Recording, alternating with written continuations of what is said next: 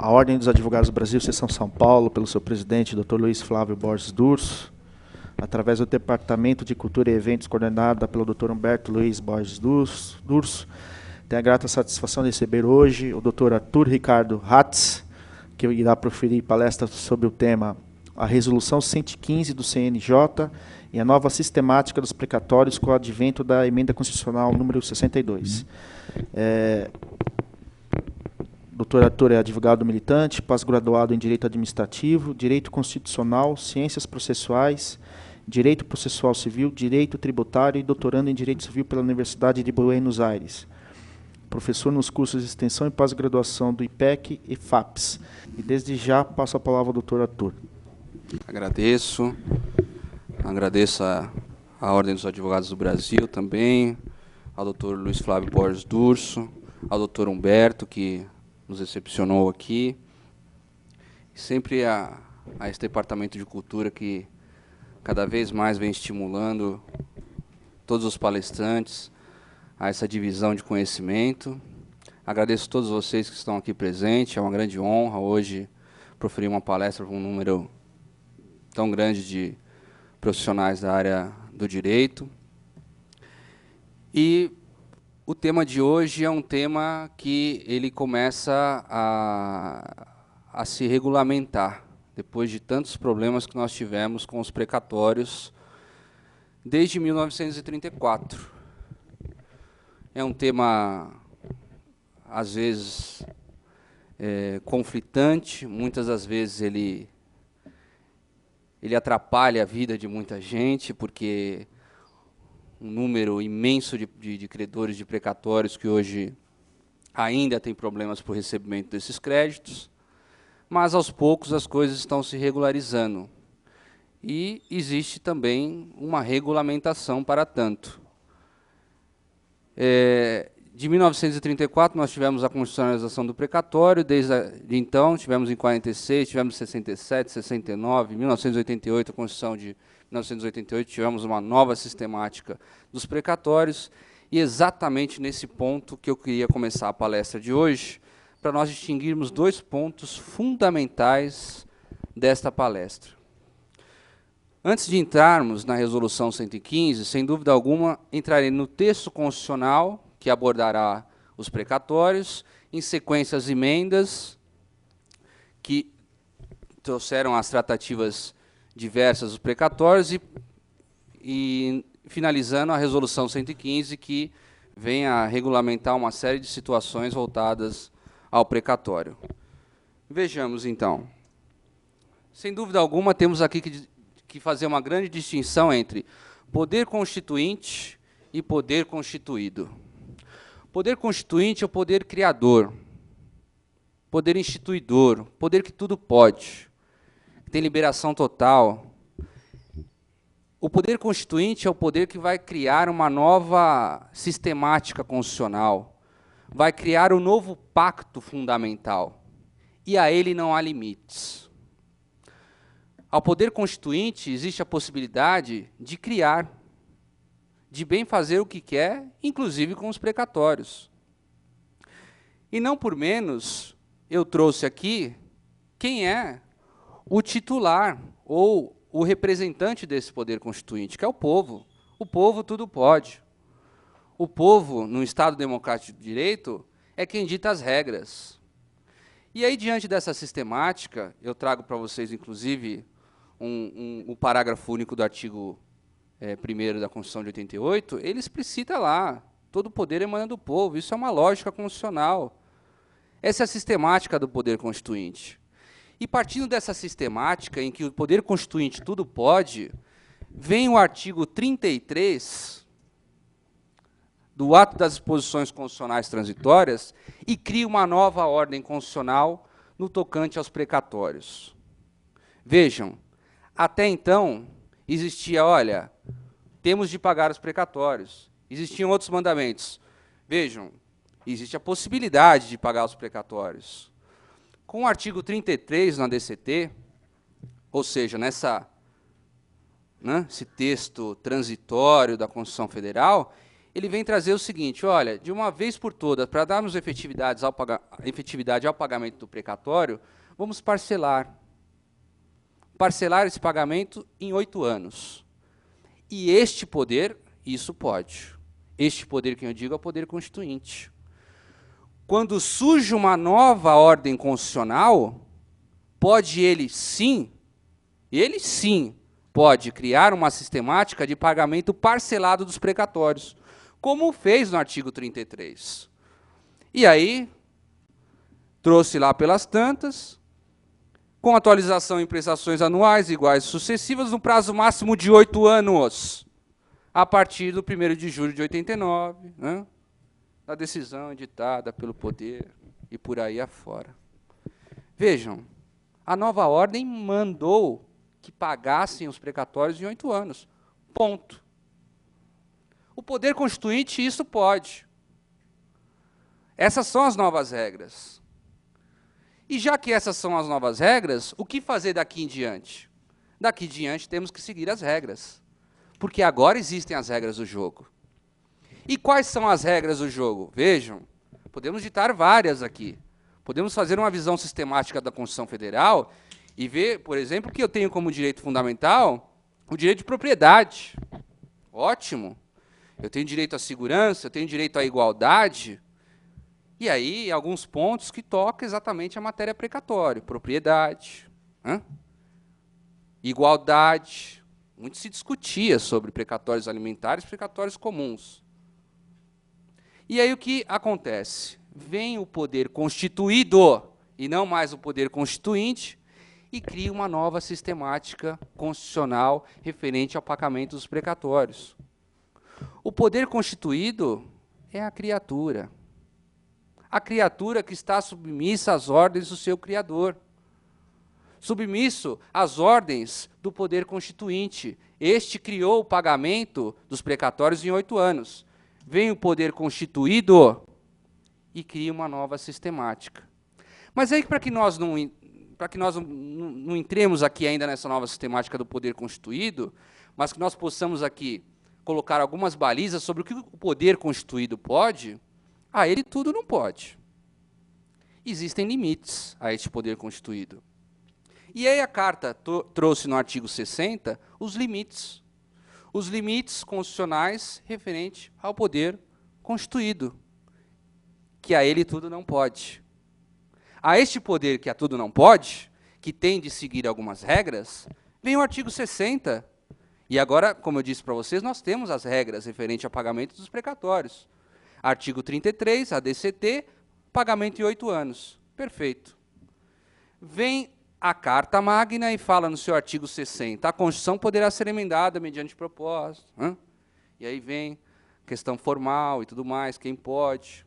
E o parágrafo 4º ele traz os seus limites materiais, ou o limite material de poder de reforma da Constituição. Não será objeto de deliberação a proposta de emenda tendente a abolir, primeiro, a forma federativa de Estado. Voto direto, secreto, universal e periódico. Aqui talvez nós não tenhamos o que discutir referente à matéria precatório, mas a primeira a gente já começa. A separação dos poderes, sem dúvida alguma, aqui tocamos num ponto fundamental, sobre os precatórios. E chegaremos lá.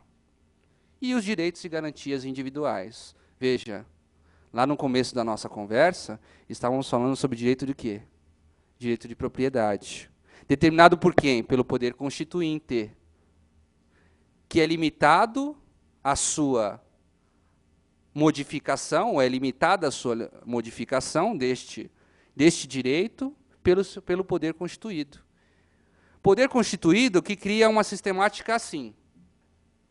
Com a emenda constitucional número 30. Emenda constitucional número 30, vamos dar efetividade aos precatórios. De fato, criou uma sistemática interessante. Vejam, é o primeiro texto constitucional que nós temos que diz o seguinte, olha, aquelas prestações, aqueles precatórios orçamentados, não pagos, em determinado momento, vai ter o poder liberatório, viu? É o que traz o parágrafo 2º. As prestações anuais a que se refere o caput terão, se não liquidadas até o final do exercício a que se referem, poder liberatório do pagamento de tributos da entidade devedora. Poder constituído, isso poderia? Poder constituído, podemos aqui trazer uma situação singela e a clássica decorrente da emenda constitucional, ou seja, o Congresso Nacional. Ele poderia ser representado pelo poder constituído, sem dúvida alguma. E aí poderia o Congresso Nacional, sem dúvida alguma, deliberar para que houvesse um poder liberatório dos precatórios. Agora eu digo, nós começamos nossa conversa com poder constituinte e poder constituído e suas limitações. Vem uma nova ordem e cria o pagamento em 8 anos. Eu posso, através do poder constituído, que possui limites materiais de modificação da Constituição, alterar o pagamento para 10 anos? Porque o parágrafo 2º eu acho até que é maravilhoso. Sim, dá poder liberatório aos precatórios, dá efetividade à norma constitucional, que é o que precisamos, perfeito. Agora, o artigo 78, que foi inserido na Constituição Federal pela emenda constitucional número 30, já não. Já muda. Traz aqui um pagamento agora em 10 anos. Veja, temos lá um poder constituinte que delimita em 8 anos. Vem o poder constituído, e aí ele tudo não pode, mas acha que tudo pode, e aí já altera o pagamento para 10 anos. A gente vai pensar um pouco sobre isso. Emenda constitucional número 62. E aí estamos chegando a alguns pontos cruciais da nossa matéria de hoje aqui. A emenda constitucional número 62, ela traz, de novo, uma nova sistemática constitucional sobre o pagamento dos precatórios. O poder constituído, novamente, traz uma sistemática de alargamento do prazo constitucional para pagamento dos precatórios. E nesse alargamento de prazo constitucional para pagamento dos precatórios, traz lá pelas tantas o seguinte, olha, pode ter lá os entes federados, os entes federativos, ou os estados, o Distrito Federal, os municípios, eles podem sim efetuar a parcela de pagamento dos precatórios. Em que prazo agora? De 15 anos. Vejam. Aí nós temos aí que voltar à essência da matéria. Se ao poder constituinte caberia uma nova ordem ou um novo pacto fundamental.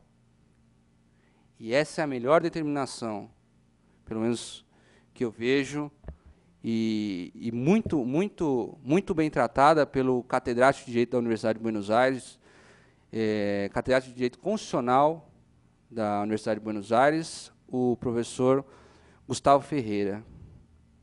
Pacto fundamental. Vejam, com o pacto fundamental existia uma autorização para pagamento em 8 anos. Vem uma nova sistemática e fala, olha, agora o pagamento é em 10. E aí, depois de tantas outras, porque não se efetiva a norma constitucional, fala assim, não, agora é em 15. Mas, ó, esses 15 pode não ser tão 15 assim.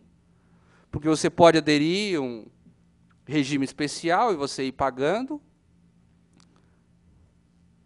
os valores mês a mês, ou anualmente, 15avos de cada valor, se você adotar o regime especial do prazo de 15 anos, e por aí afora. Vejam, peço mais uma vez que vocês reflitam. Este parágrafo 10, inciso 2, é perfeito. Ele quebra com uma discussão referente à aplicação imediata ou não do artigo 78 do Ato das Disposições Constitucionais Transitórias. Ele fala assim, olha, lembra aquela discussão toda que a Fazenda trazia e falava que o direito não era tão líquido e certo assim? E que precisava de uma lei complementar para que pudesse regulamentar o pagamento e tudo mais, ou a compensação? Ele traz aqui, olha, essa norma é auto-aplicável. Cabe ao poder constituído fazer isso? Sem dúvida alguma. Se a Constituição traz determinado tema, vamos esclarecer. Através do quê? Da própria Constituição. E aí vem o parágrafo 10 e traz o seguinte, no inciso 2. O primeiro, o inciso 1, vai falar sobre sequestro de verba. Que a gente não precisa entrar agora aqui nesse mérito, mas o segundo, ou inciso 2. Constituir-se-á, alternativamente, por ordem do presidente do tribunal, a favor dos credores, direito líquido e certo, autoaplicável, independentemente de regulamentação, a compensação automática com débitos líquidos lançados por essa contra aqueles, e havendo saldo em favor, valor, né, por aí afora. Vejam, o poder constituído isso pode, isso deve fazer. Tem que sim regulamentar a norma constitucional. Agora, poderia trazer o que traz aqui no artigo 97, no seu parágrafo 1º, nos seus incisos, alargando os anos para pagamento dos precatórios? Temos um novo problema. O poder constituinte já determinou os 8 anos. Ah, mas o poder constituído pode reformar. Mas reformar o quê? A nova ordem que já foi reformada e que já foi criada, instituída, para que seja feito o pagamento dos precatórios? Mais um problema que nós temos. Porque a emenda 62, ela novamente ela alarga. Ela traz um dispositivo que, sem dúvida alguma, regulariza o artigo 78, que ficou uma série de discussões. E aí, por falar em artigo 78, e por falar em compensação constitucional, que é o que traz aqui, compensação constitucional de tributos com precatórios, vamos deixar bem claro aqui, gente. Antigamente eu fazia o seguinte, artigo 78, parágrafo 2º, aqui, Constituição Federal, compensação constitucional. Artigo 170 do Código Tributário Nacional, compensação infraconstitucional. Não se comunicam. E vejam, continua igual. Só que agora é artigo 97, parágrafo 2º, parágrafo 10, inciso 2, e artigo 170 do Código Tributário Nacional. O artigo 170 do Código Tributário Nacional continua sendo uma regulamentação de compensação com precatórios, inclusive como aconteceu recentemente no estado do Rio de Janeiro. Recentemente saiu uma lei falando, olha, pode sim compensar precatórios, quem for credor de precatório pode compensar os precatórios até um limite do valor X. Veio uma lei, através do artigo 170 do Código Tributário Nacional, regulamenta a compensação com precatório. Essa aqui é completamente distinta. Esta compensação que nós estamos trazendo aqui é caso haja descumprimento da Constituição. E aí vamos trazer aqui algumas questões. Interessante essa questão aqui. E aí partiremos para os problemas da nova emenda.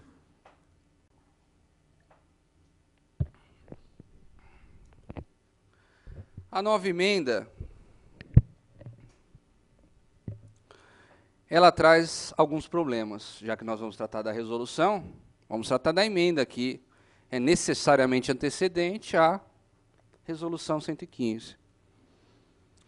Primeiro problema, ofensa ao princípio da igualdade. Não falamos tanto do princípio da igualdade, e aí estamos trabalhando necessariamente com a nova emenda 62 já, gente. Primeiro, a questão da regulamentação que não existia no artigo 78 da DCT, sobre a autoaplicação e o poder liberatório dos precatórios, a desnecessidade de lei e tudo mais. Passamos desse ponto, distinguimos o artigo 78 da DCT do artigo 97, que trouxe a autoaplicação do tema, e aí partimos para alguns pontos que são fundamentais da emenda 62. Ofensa a alguns princípios. Primeiro, o princípio da igualdade. Sem dúvida alguma. Eu trago uma pergunta aqui. Cabe ao contribuinte inadimplente leiloar seus débitos, uma vez que o próprio Estado pretende leiloar seus créditos em face dos contribuintes? Ou seja, eu tenho crédito, leiloam meus créditos para que eu possa receber. Perfeito. Só que eu tenho débitos também com a Fazenda. E aí caberia leiloar esses débitos também? Não estamos falando de um regime de paridade, de um princípio constitucional que deve ser aplicado? Porque o meu crédito pode ser negociado, mas o meu débito não pode. E aí partimos para um primeiro ponto. Princípio da igualdade. Que não vou cansá-los aqui com algumas fundamentações acerca da emenda 62, destrinchar cada dispositivo aqui, porque temos a resolução ainda. Mas tem muito assunto aqui. princípio da igualdade é uma lógica. Eu devo, pago, eu tenho crédito, eu recebo. Quando eu tenho crédito para receber, não podem me pagar. Agora, quando eu tenho débito, eu tenho que pagar para ontem. Segundo ponto, questão da segurança jurídica. Vejam, estamos falando aqui de segurança jurídica baseado no quê? Exatamente na sequência que parece que não tem fim do texto constitucional. O que mais se trata hoje é sobre a efetividade das normas constitucionais. Como dar efetividade à Constituição Federal se não há o cumprimento da própria norma constitucional? Porque com a sequência de alteração da norma constitucional, nós temos exatamente isso. A falta do quê? De efetividade ou de aplicação do texto constitucional. Ah, mas lá pelas tantas a gente emenda a Constituição de novo e aí paga daqui 20 anos. E depois a gente paga daqui 25 e daqui 30. E aí quanto até pode? Ah, eu posso pagar em quanto? O Estado tudo pode. Tudo pode, ou o poder constituinte tudo pode. E o poder constituído deve seguir aqueles limites que nós colocamos aqui. Esse sim tem que seguir. Poder constituinte não. Ah, ele tudo pode. Poder constituído não. O Estado agora deve seguir essas regras. Quando nós falamos, alguns autores tratam de poder constituinte derivado decorrente. E aí tratam de estados, municípios, né? Aí vem a Constituição do Estado. A Constituição do Estado ela vem de acordo com a Constituição Federal e tudo mais. Ótimo. Vejam, o Estado está submisso às regras constitucionais. Como que pode alterar toda hora a Constituição e eu vou alargando e alargando e alargando o prazo para pagamento dos precatórios? Mais um ponto. Segurança jurídica. A Ordem dos Advogados do Brasil se insurgiu sobre a aplicação dessa nova emenda constitucional.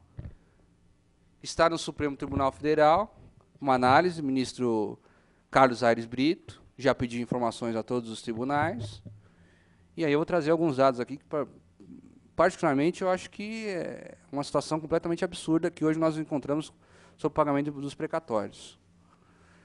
Lá pelas tantas, para analisar a ação direta de constitucionalidade, o ministro Carlos Aires Brito fala, olha, os tribunais que enviem informações para que eu possa julgar.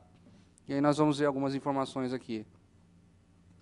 Coisa julgada, um outro problema fundamental da emenda constitucional número 62. Vejam, temos decisões judiciais transitadas em julgados determinando, olha, se paga de tal maneira. E isso incorre necessariamente a um outro problema, a separação dos poderes. Porque eu vou conjugar a coisa julgada com a separação dos poderes?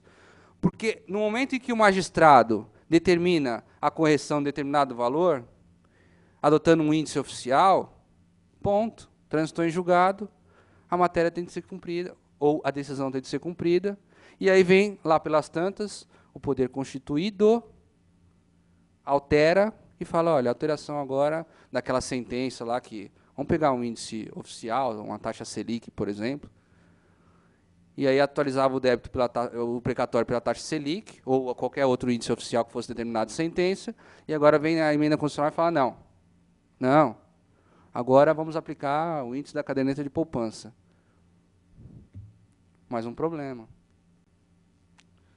E, sem dúvida alguma, trouxemos com a emenda constitucional número 45, aquela segurança jurídica, a duração razoável do processo, celeridade processual, uma série de questões bonitas na Constituição Federal. É bom, desde que se aplique, desde que tenha efetividade.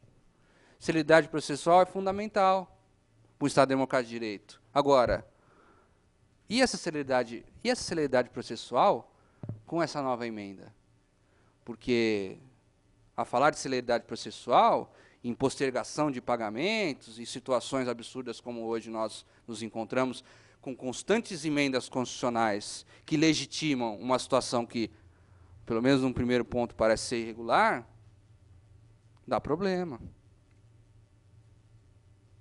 E aí eu fecho com a questão. E a efetividade constitucional das decisões judiciais transitadas em julgados? A decisão judicial a gente não respeita. Decisão judicial a gente guarda e tenta fazer alguma coisa. Porque agora veio o Congresso, trouxe uma emenda nova e alterou a sistemática dos precatórios. Problemas da nova emenda. Eu trago as cláusulas pétreas, que, sem dúvida alguma, esses problemas eles estão direcionados à questão da forma federativa do Estado. Perdão, a forma federativa, a gente vai jogar diretamente a separação dos poderes, e, no segundo ponto, o inciso 4º, para mim, no parágrafo 4º, é extremamente relevante quando nós tratamos de direitos e garantias individuais. Ofensa direta a um texto constitucional que vem limitar, por exemplo, o Congresso Nacional, de editar uma emenda constitucional que tenha como teor, ou tenha como matéria, esse tipo aqui de ofensa a direito. Veja, uma emenda constitucional que tem como matéria uma ofensa a direitos e garantias individuais, se eu trato diretamente de direito de propriedade, uma decisão transitada em julgado, uma mudança de índice que foi determinada por uma decisão judicial e agora se aplica ao índice da caderneta de poupança, eu estou diretamente afetando a Constituição e diretamente estou desrespeitando aquele limite que foi colocado lá atrás pelo Poder Constituinte, quando colocou um novo pacto fundamental, uma nova ordem. Pois bem, diante dessas situações que creio que a maioria dos militantes da área, ou mesmo quem esteja afeto aí a matéria, de fato tem alguma situação desfavorável, eu trago, então, alguns dados. Saímos da emenda constitucional, colocamos alguns pontos que acreditamos que são fundamentais inclusive a inconstitucionalidade da emenda, e partimos para dados extremamente relevantes. Lá atrás eu falei para vocês, quando o ministro Carlos Aires Brito recebeu a ação direta de inconstitucionalidade, ele falou assim, olha, tribunais, me tragam alguns dados. Tragam alguns dados para que eu possa analisar. Qual que é a situação real hoje? E a situação real hoje é essa, gente. Estados e municípios